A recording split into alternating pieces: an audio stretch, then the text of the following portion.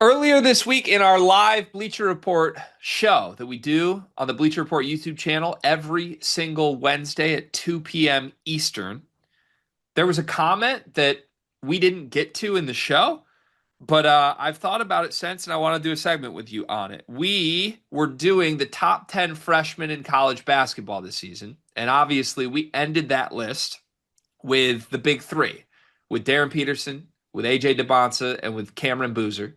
Michael Brown and Koa Pete were also in the top five. This is a loaded freshman class. But as the comment said, where would Cooper Flagg rank if he was in this class at this time last year? That's a really tough one to answer because initially I'm like, I think Coop would still be one.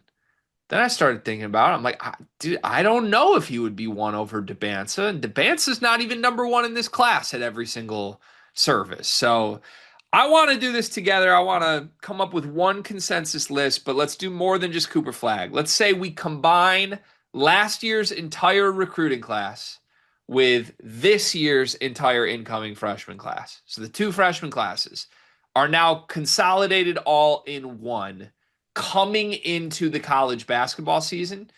Although, however, I would like to add this. It's not just about what they were in high school. It's about what they ultimately became in college for the guys from last year, right? Like hmm we're basically projecting what will this year's freshmen be versus what were the freshmen from last year, and let's make a combined top 10 in terms of overall quality of player. Okay, deal. I'm scared for this because this sounds like one of the more challenging things I think we've tried to do. It is because we've seen it's hard to separate that the players we actually seen in college from the players we haven't seen yet. Right. Okay. So That's as we go through this, here's how I'd like to start. Just this the way my brain works on this. Um,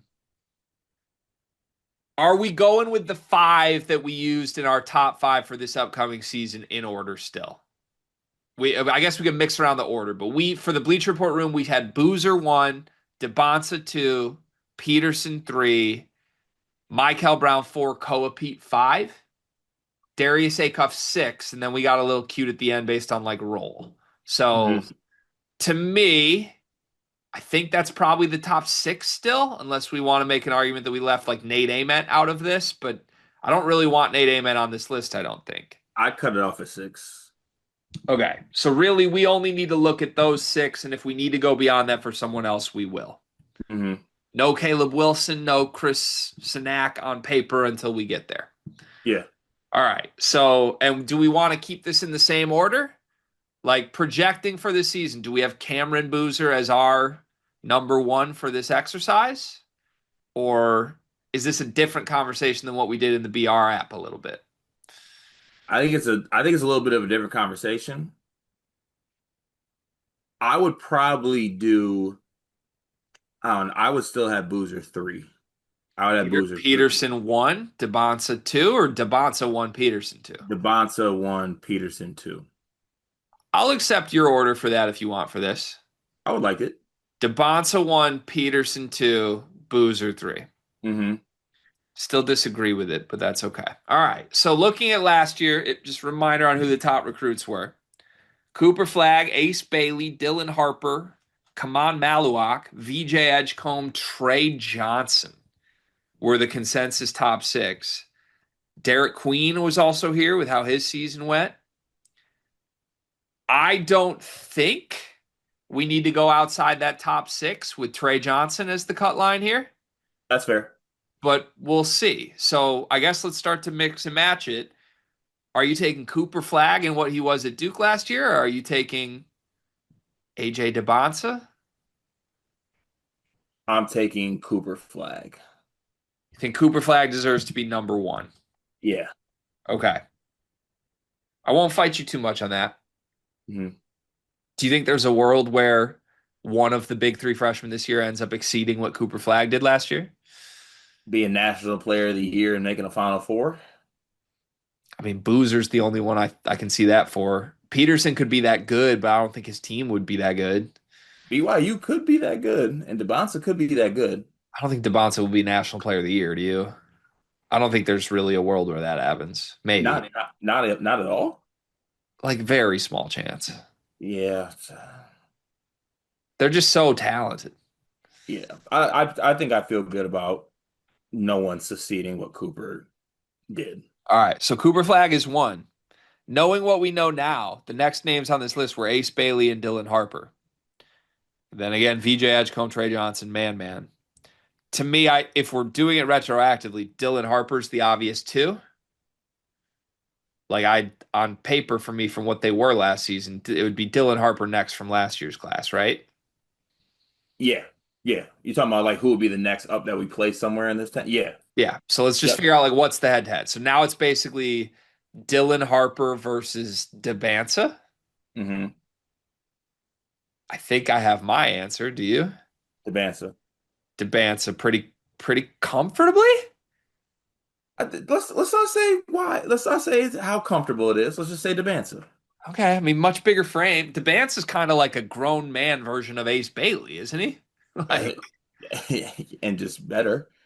yeah. So all right, Debance at two. Now if we're sticking with the same thing here, Dylan Harper versus Darren Peterson. Peterson.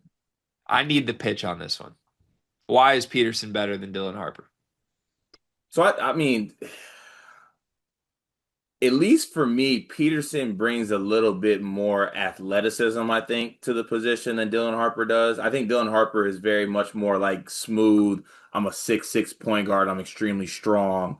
But I think that Peterson brings probably a little bit more athleticism. Also, I think just a little bit more well-rounded than Harper. I know Harper is very good, but it's tough to pick. But I would give the edge to Peterson, I think, maybe just because of the athleticism. Okay, fair point on the athleticism. Dylan Harper's also a kid that got Cade Cunningham comps the entire time he was in college and even before it. Where So would you put Cade in this list? ahead of Dylan Harper and ahead of Darren Peterson. Mm. But I don't like being the Darren Peterson skeptic. I just think we've jumped the shark on how good this kid is supposed to be. I don't think he's the best guard prospect I've ever seen. And there are people who say he is. Who is the best guard prospect you've ever seen? I have to go back like years, I feel like. I mean, I would take Cade over Peterson coming out of high school. I'm trying to think of others. I mean, it's diff Anthony Edwards wasn't viewed like this at the time. I would argue, I mean, the moment he got to college, I'm taking what Lonzo was at the time. And I think that's a hot take, but Hey, Darren Peterson does. Darren Peterson does. I don't know. For some reason, like, what is it about Darren Peterson's game, though? I feel like I don't feel like we ever had this discussion. Like, you just don't think it's as good as people say.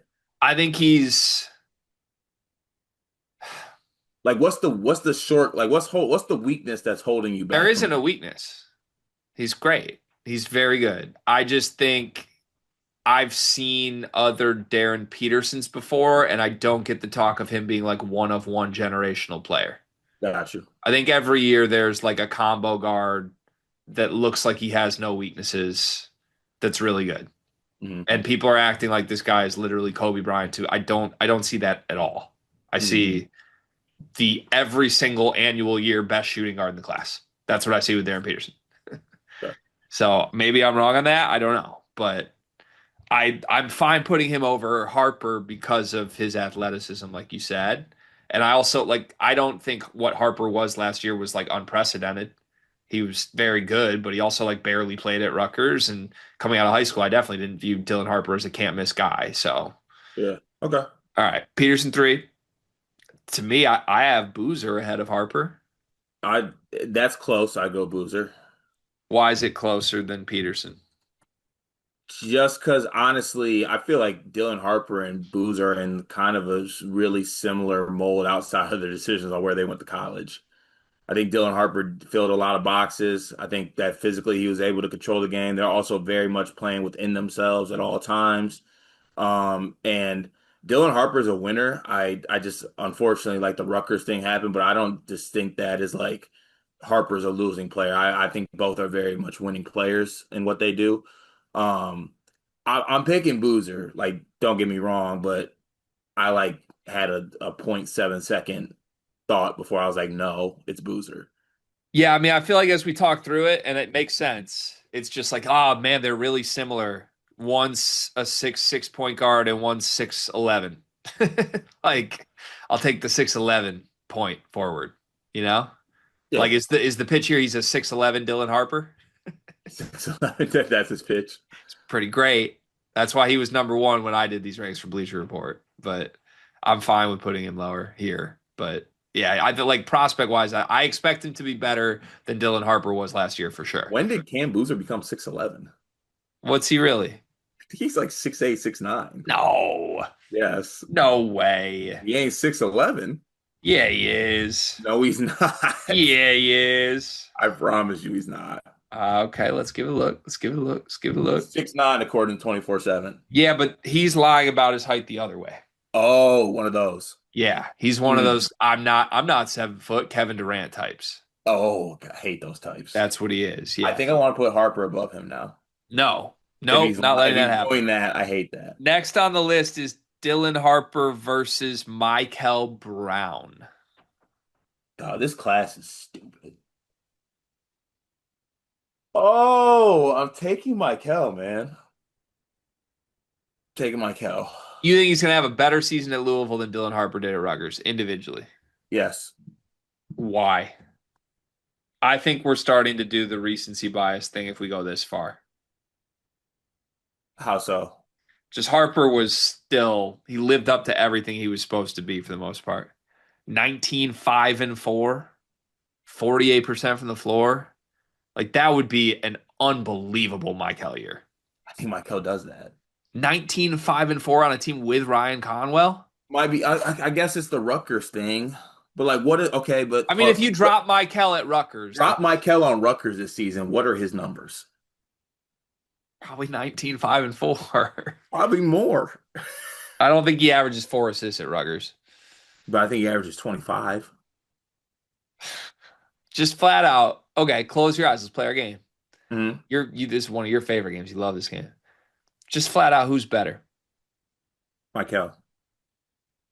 I think you're one of the only people on earth who would say that. And I know you're doing the L's up thing, but you really believe it. Yeah, So what is Michael then? Because where Dylan Harper was like one of the more prestigious ranked point guards ever in the last 10 years. And why isn't Michael ahead of the other three on this list then? Like, because so Dylan Harper is Cade Cunningham, right? That's like we're doing the NBA comp thing. sure, sure. Michael Brown is Kyrie Irving with bounce. My God, man. We're gonna put Michael 5. Yeah, I feel like I'm really letting you drive this, and I guess I got to live with that. Next up is Dylan Harper or Koa Pete, and you're going to say Dylan Harper. yeah, Dylan Harper. Okay. Now I feel like we're disrespecting Koa because that's my I guy. mean, I'm listening to pitches. Would you like Koa ahead of Dylan Not Harper? yet. Dylan Harper can't go any lower on this list. He probably should be Okay. higher. Is it Ace Bailey next from that last class then? Yeah, Ace, and then like you had like Ace or Man Man Man? I think Man. you'd probably argue Man Man was better than Ace Bailey, right? Yeah, also like where you at with like VJ Edgecombe? Was he better Edgecombe than? and Trey Johnson looking back on it. Yeah, but So how Ace Bailey was really good though.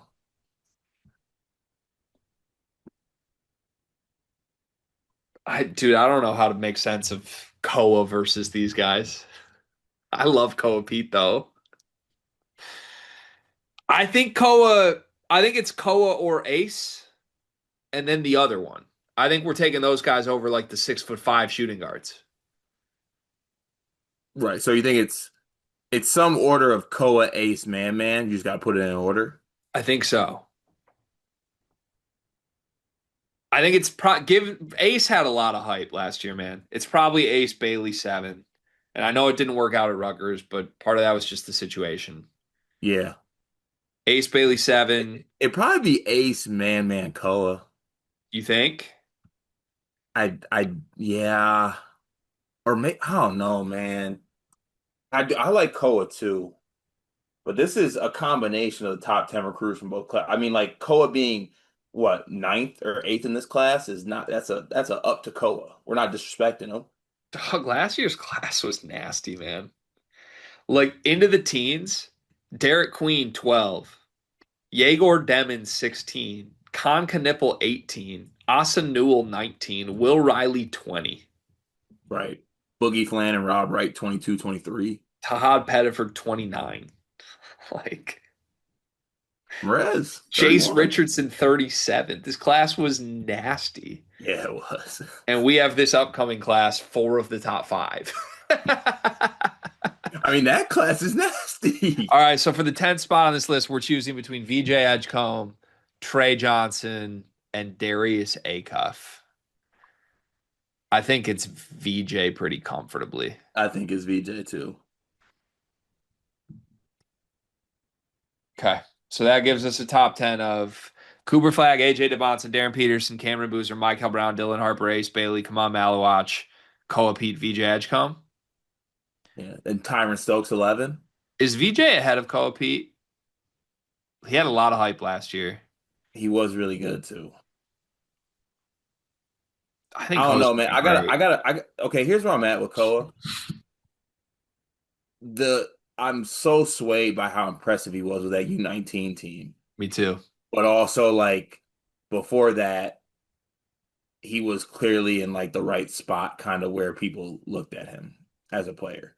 But the U19 stuff was impressive. But he's always that productive with Team USA. He's been winning all the golds the Boozers have. That's the lineup every year. He a boozer merchant? He could be a boozer. Because the Boozers didn't show and Koa looked like the best player. Did he? Second best. Yeah. To who? To the guy you just called a 6'6" Kyrie. Michael. All right, let's put VJ Edgecombe 9, Koa Pete 10. Deal. In hindsight, these two classes are insane, though. Yes. 100%.